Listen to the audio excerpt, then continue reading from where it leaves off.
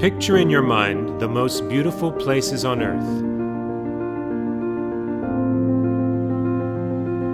Now imagine these global treasures blanketed in trash.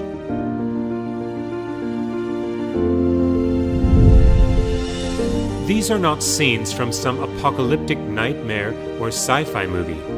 This is reality of what will actually happen unless we take action now. We have already had numerous grim glimpses of this very real nightmare from around the world. Waves of garbage washing up onto the shore in the Dominican Republic. Streets left blanketed with trash after flooding in India. Idyllic Pacific Island beaches and underwater scenery marred by plastic debris. Actual continents of plastic forming in the oceans, the largest of which is 3 times the size of France, with an estimated weight equal to 500 jumbo jets. This is one of countless landfills, strewn with largely non-recyclable garbage as far as the eye can see. To manage the waste which lies on the surface already seems an insurmountable task, but there is more that lies beneath, not to mention the trash that is washed out into the oceans by flooding. And the problem is only getting worse. As of 2010, it was estimated that we had accumulated 6.3 trillion kilograms of plastic waste. And of this, 79% remains in landfills and the natural environment, polluting our planet.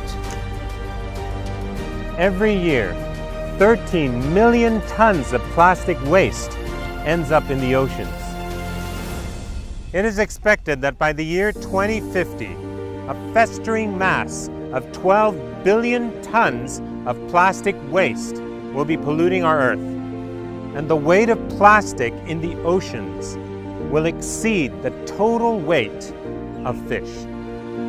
Such plastic takes over 450 years to degrade. But then what? Then this toxic pollution is absorbed into the ground and natural waterways. Plastics in the sea gradually break down into smaller and smaller pieces called microplastics, which are eaten and absorbed by fish and other sea life, is entering the food chain. More and more, we are eating plastic.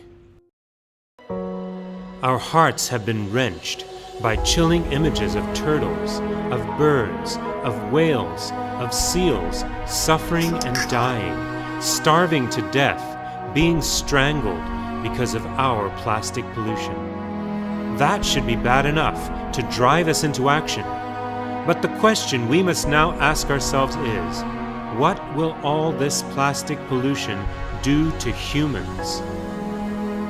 We already know that toxic fumes from plastic waste rise up to pollute the atmosphere. How will this affect us? Is it going to give us cancer? What will it do to future generations? To our children? Will their growth be stunted? Will life expectancy decrease? Clearly, we must find a solution, but what can we do with all this plastic? In our world today, we see a growing army of people determined to wage war against plastic waste and make a difference. The power of humanity is beautiful, and each effort brings a ray of hope. But to truly solve this global problem, we need something drastic, something earth-shaking, something industrial and sustainable, even commercial. In collaboration with prominent researchers from Thailand's prestigious Chulalongkorn University, SEPCO has developed and optimized an innovative and ultra-clean industrial process for converting waste plastic into high-quality synthetic fuel. Enter the Polypetron Gen 5, a waste plastic to fuel production module. At full production, the 5th generation Polypetron has the capacity to produce at least 15,000 liters of oil per day per module, while disposing of 20,000 kilograms of waste plastic, and all this with zero negative environmental impact. Join me in our next episode, where we will be meeting with Dr. Mehta Wiset Sombat, the co-founder of Sepco Industries, and we will get to see up close the evolution of the polypetron, and most importantly learn how this innovation can help solve the massive global crisis of excessive plastic waste by converting it into energy in the form of fuel.